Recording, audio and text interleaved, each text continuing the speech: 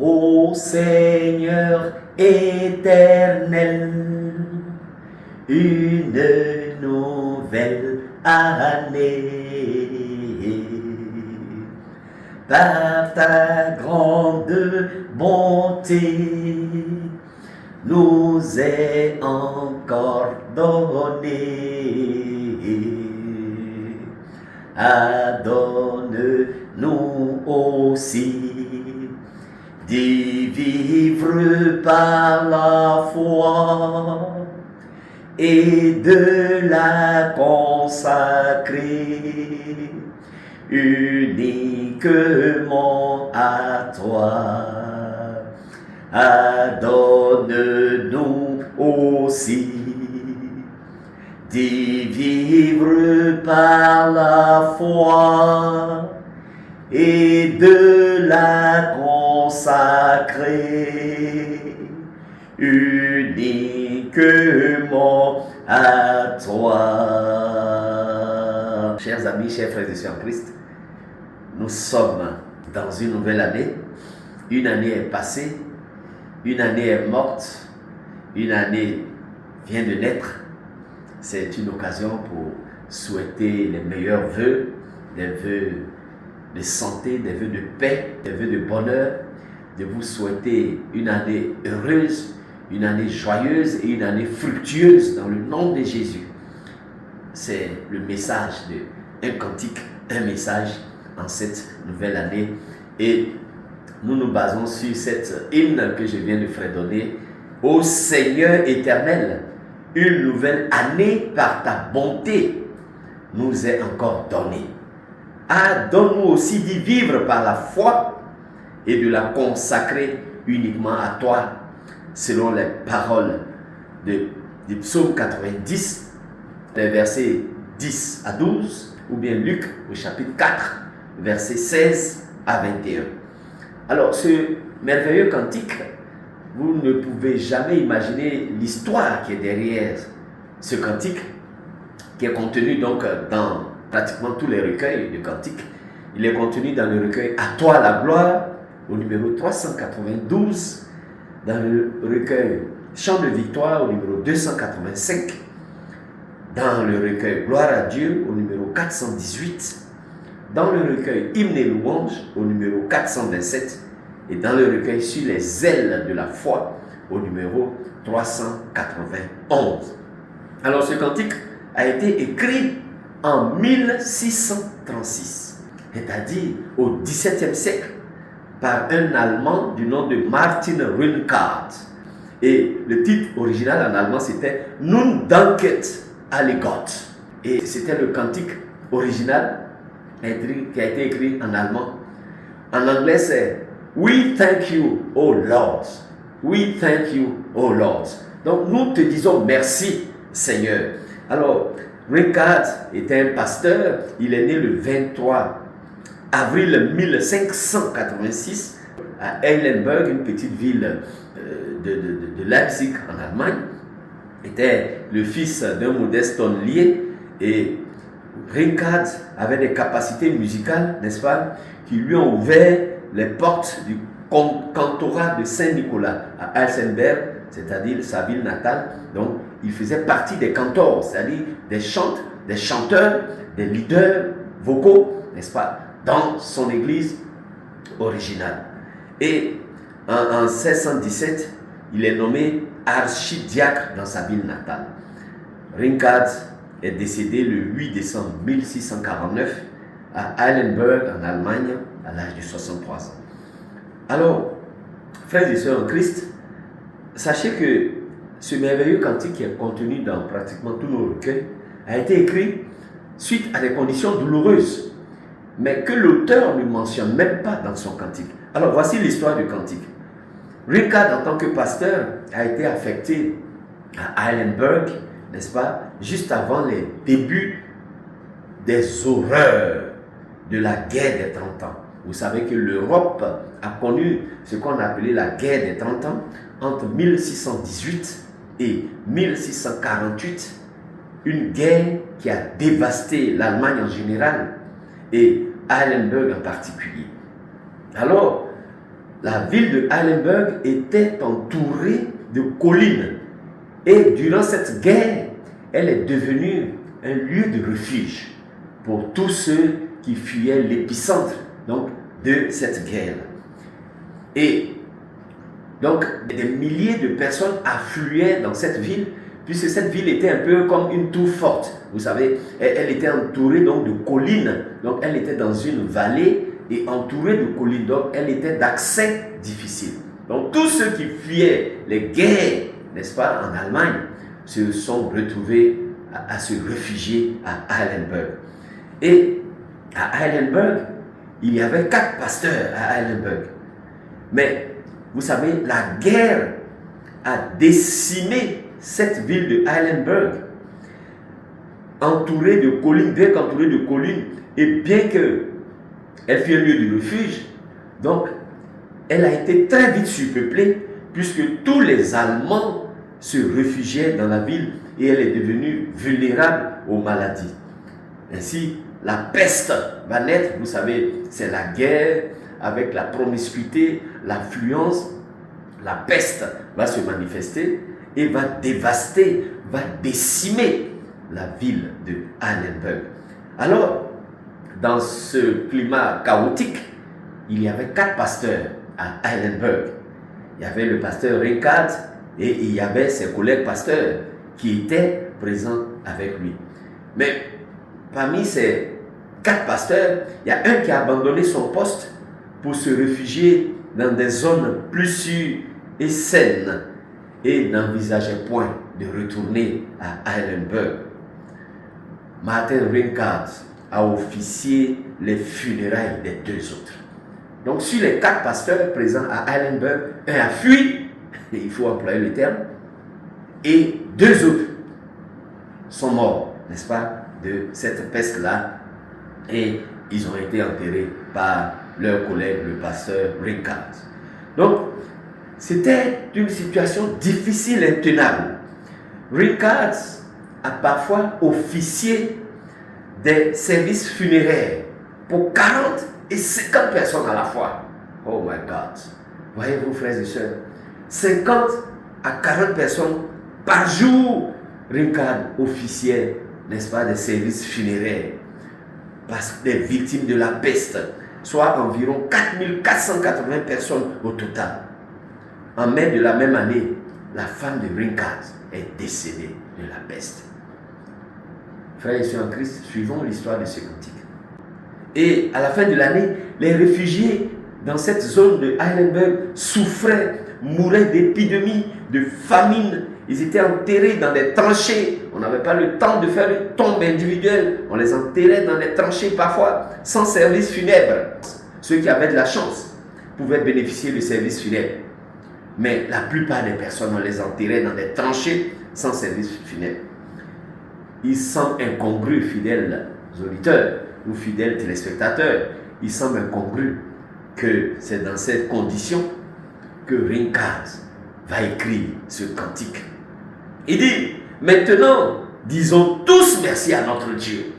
Vous voyez, quelqu'un qui sort de la guerre, quelqu'un en pleine période de guerre, qui n'a pas à manger ou qui a juste le minimum pour survivre, dont la femme va décéder, qui va faire des services funèbres pour 40 à 50 personnes à la fois, qui va enterrer ses habitants dans des tranchées, parfois aussi sans service funèbre. C'est lui qui dit maintenant, disons merci à notre Dieu. Voyez-vous les conditions dans lesquelles ce cantique a été écrit. Et Rinkart a écrit les 2 premières strophes. C'est pas comme une hymne pour un culte public, non. Il ne voulait pas que cette hymne soit chantée dans un culte public, mais comme la manifestation de la grâce de Dieu. Alléluia. Voyez-vous ces conditions dramatiques dans lesquelles Rinkart, le pasteur Rinkart, a écrit ce cantique.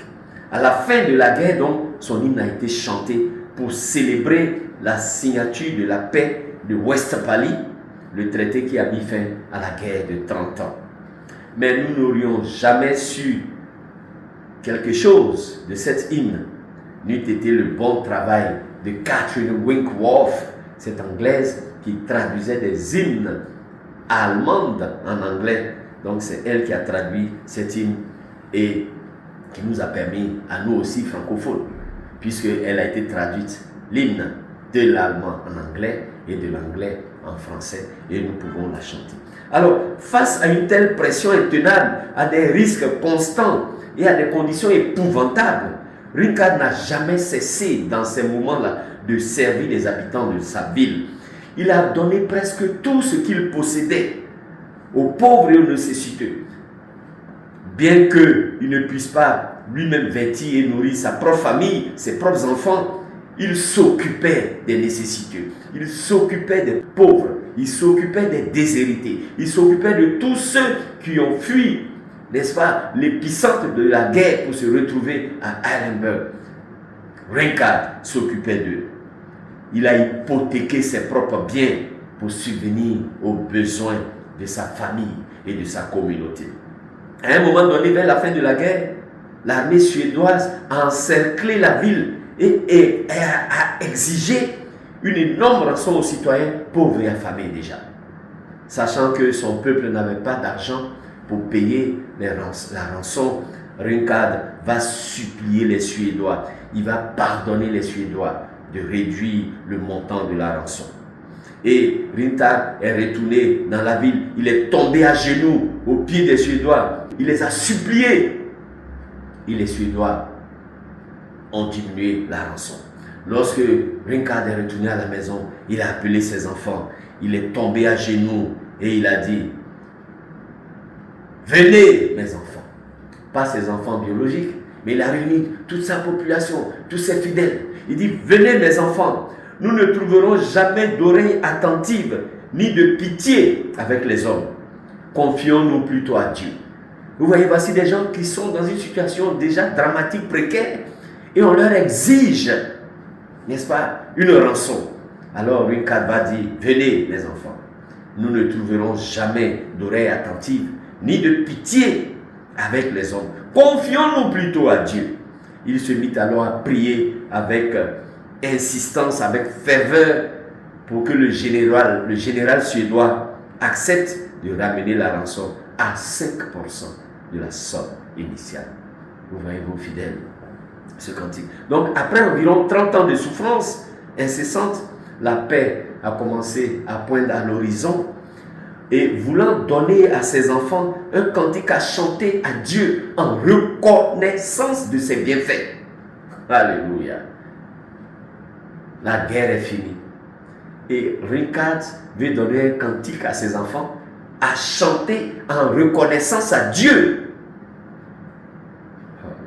pour la faveur et la grâce. Ce qu'il a appelé la grâce, n'est-ce pas? La faveur de la table du dîner. Donc au travers de ce cantique, Rincard dit merci à Dieu parce que durant cette guerre, il a toujours eu à manger sur sa table, lui et ses enfants. Il a toujours eu de quoi subvenir aux besoins de sa famille. Quand bien même son épouse est décédée dans cette guerre, quand bien même il enterrait 40 à 50 personnes par service funèbre par jour, quand bien même il enterrait des cadavres dans des tranchées sans service funèbre, la guerre est finie. Et pour rendre grâce à Dieu, Rincard écrit ce cantique de reconnaissance de la table du dîner. Rincard s'assit et composa ce qui allait devenir l'une des hymnes d'action de grâce les plus connus de tous les temps. Il dit: maintenant, disons tous merci à notre Dieu. Il nous invite à être reconnaissants à Dieu pour toutes choses et en tout temps. Rincard voulait rendre grâce à Dieu de ce que durant ces 30 années de guerre, avec son cortège d'épidémies, de famine, de mort, sa famille a été préservée et la nourriture n'a jamais manqué sur leur table à l'heure du repas. Voici le cantique. C'est tout le sens du cantique. Dis merci à Dieu après 30 ans de guerre de ce que lui, sa famille, ses enfants soient vivants et que durant ces 30 ans de guerre, ils aient eu de quoi manger. Il ne mentionne même pas dans son cantique les difficultés qu'il a connues. Il ne mentionne même pas le fait que son épouse soit décédée dans la famine. Il ne se plaint pas à Dieu de ce que, comme en tant que pasteur, il peut enterrer 50 personnes par jour avec des services funèbres à n'en point fini. Le cantique ne dit rien sur les souffrances du pasteur Rincard, mais il dit tout sur la reconnaissance à Dieu. Il dit tout sur la grâce de la table du dîner. Chers frères et sœurs en Christ, oui, il est rapporté même que Rincard était un homme généreux. Il est raconté que Rincard était un homme au grand cœur.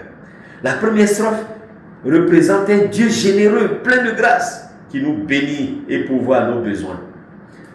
Il dit maintenant, remercions tous notre Dieu avec nos cœurs, avec nos mains et nos voix, lui qui a fait des choses merveilleuses. En ce qui concerne ce monde, réjouissons-nous, car Dieu nous garde dans ses bras, Dieu nous garde dans ses mains, Dieu nous bénit, il bénit notre chemin et il continue de nous bénir avec d'innombrables dons. Chers frères et sœurs en Christ, voici ce cantique. Nous avons traversé sûrement des difficultés dans cette année qui est passée et Dieu nous a fait la grâce d'entrer dans cette nouvelle année. Que pouvons-nous dire en signe de reconnaissance, en guise de reconnaissance à notre Dieu? C'est vrai, tout n'a pas été facile, bien au contraire. Vous voyez les situations dans lesquelles Rincard, le pasteur, a été.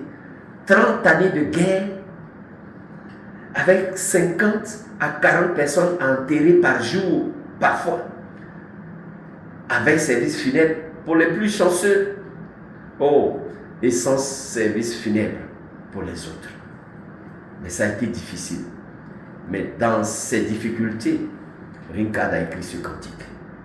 Vers la fin de la guerre, quand il écrivait le cantique, la guerre n'était pas encore finie. Mais Rincard a écrit le cantique en reconnaissance des bienfaits de Dieu pour lui et sa famille. Quand bien même son épouse soit décédée, je le répète. Mais dans son cantique, si vous lisez les paroles, il ne mentionne même pas le décès de son épouse. Il ne mentionne même pas tous les services funèbres qu'il a officiés. Il ne mentionne même pas la famine, la peste, les maladies. Il ne mentionne rien de tout cela, mais il rend grâce à Dieu. Il rend grâce à Dieu. Et il a écrit ce cantique, qui est un cantique donc de nouvel an, un cantique d'action de grâce, pour rendre grâce à Dieu, parce qu'il nous a gardés durant cette année. Il dit, oh, que ce merveilleux Dieu, à travers toute notre vie, soit près de nous, avec des cœurs toujours joyeux et une paix bénie. Soyons encouragés et toujours gardés dans sa grâce, guidés par lui, même lorsque nous sommes perplexes. Qu'il nous libère de tous nos maux dans ce monde et celui à venir. Et la troisième strophe et la dernière met fin à l'hymne en agissant comme une Gloria Patri allemande, c'est-à-dire une doxologie qui fait l'éloge de toutes les personnes de la Trinité, Dieu le Père, Dieu le Fils, Dieu le Saint-Esprit, et reconnaît la nature éternelle de Dieu dans la dernière ligne du cantique. Frères et sœurs en Christ, voici ce cantique de Martin Rincard, ce pasteur allemand, qui est un cantique d'action de grâce, qui nous exhorte, n'est-ce pas, à être reconnaissants à Dieu, à ne pas nous attarder sur les difficultés que nous avons connues, à ne pas nous lamenter sur les difficultés que nous avons connues, mais plutôt à rendre grâce à Dieu. Parce que si nous sommes là encore, si nous avons le souffle de vie, si nous pouvons parler, respirer, c'est par la grâce de Dieu. Et nous devons être reconnaissants à Dieu. Voici le cantique. Ô Seigneur éternel, une nouvelle année par ta grâce, par ta bonté, nous est encore donnée. C'est par la grâce de Dieu qui nous donne encore cette nouvelle année que Dieu nous fait grâce de voir. C'est une grâce. Et il demande à Dieu de nous guider dans cette nouvelle année. Il dit, apprends-nous à compter sur toi. Apprends-nous à nous laisser guider par toi dans toutes les circonstances au cours de cette année. Oui, Dieu nous guidera. Et Dieu nous guide même lorsque nous sommes perplexes. Et il nous donnera l'espérance et la joie dans la souffrance. Soyez toujours joyeux, chers frères et sœurs en Christ. Oui, cette année qu'elle soit pour vous une bonne et heureuse année, une année fructueuse. Et ne regardez plus en arrière dans le rétroviseur pour voir comment vous avez souffert, comment vous avez trimé dans les difficultés. Mais regardez devant et ayez toujours l'espérance, ayez toujours la foi que Dieu vous garde, que Dieu vous a gardé. C'est une grâce. Beaucoup sont tombés au cours de cette année qui vient de s'écouler. Oui, on a perdu des parents, des êtres, des membres de nos familles qui nous étaient chers. Certains sont décédés, d'autres ont été malades. Oui, mais sachons compter sur la providence de Dieu. Lui qui s'occupe toujours de nous, lui qui nous garde, lui qui nous accorde la santé. Voici ce cantique qui est un cantique de grâce pour la fidélité de Dieu. Et Rinka dit, c'est un cantique de grâce de la table du dîner. Parce qu'il n'a jamais manqué de dîner à l'heure du repas sur sa table, malgré les 30 années de guerre. Que Dieu donc nous guide dans cette nouvelle année. Et soyons toujours réconfortés, quelles que soient les difficultés. Soyons toujours réconfortés, parce que Dieu est toujours avec nous, quelles que soient les circonstances. Il est avec nous. Même dans le deuil, il est avec nous. Même dans la maladie, il est avec nous. Même dans la famine, il est avec nous. Même dans les épidémies, il est avec nous. Oh, pensez à ce pasteur Rincard qui nous donne un cantique d'action de grâce. Soyez donc encouragés, soyez bénis et que Dieu vous conduise dans cette nouvelle année, qu'il vous garde. Joyeuse et heureuse année au nom de Jésus. Amen. Ô Seigneur éternel, une nouvelle année, par ta grande bonté, nous est encore donnée. Adonne-nous aussi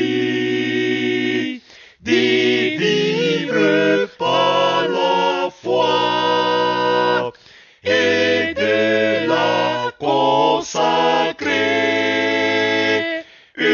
uniquement à toi. Que ce soit pour nous tous l'an de la bienveillance,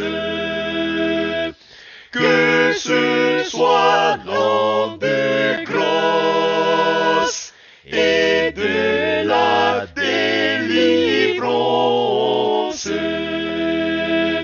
que notre âme docile à ta puissante voix, Jésus, trouve la paix à l'ombre de ta croix.